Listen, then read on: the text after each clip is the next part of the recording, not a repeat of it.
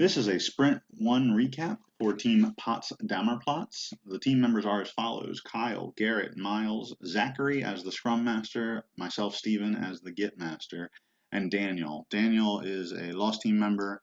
We wish him the best of luck in his future endeavors. We chose Topic 1, creating a program that represents a usable Scrum board. This week's main focus was functionality and user interface. We focused on seeking out the bugs in the main functionality of the program to increase a user's experience and change the user interface to represent that of a more intuitive Scrum board. As you can see here in our GitHub repository, we have multiple branches. Each branch represents a user story. Each user story has multiple tasks under it. We also have a development branch.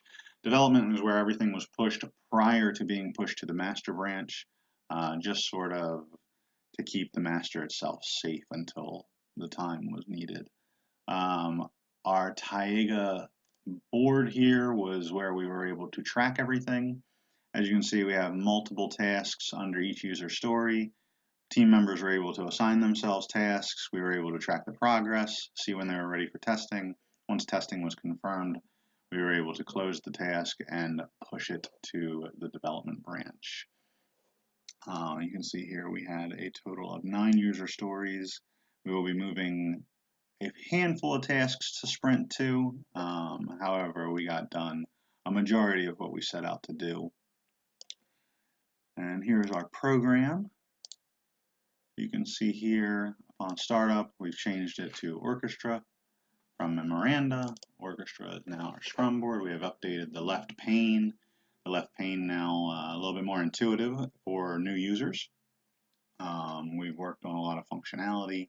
You can see here we go: project, sprint, backlog, the wiki, statistics and team.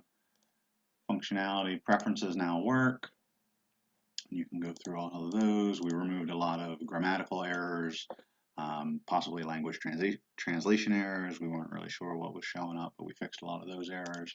It minimizes and restores as it should. No need to reboot the program. It closes with X, and as you can see, it will ask you if you wish to close, and you can hit OK, and the system completes.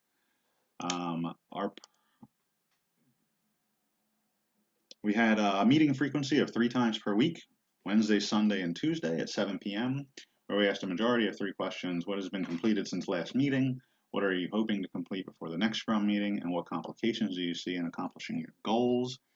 Those, they can be tracked here underneath the wiki, where we have the daily Scrum minutes. And this tracks all of our meeting times, times as to which we started, answers to the questions. And this was useful for team members who weren't necessarily able to make a 7 p.m. meeting. They could add their input as to when they were able to get to adding their input, and you didn't have to necessarily go back and track through our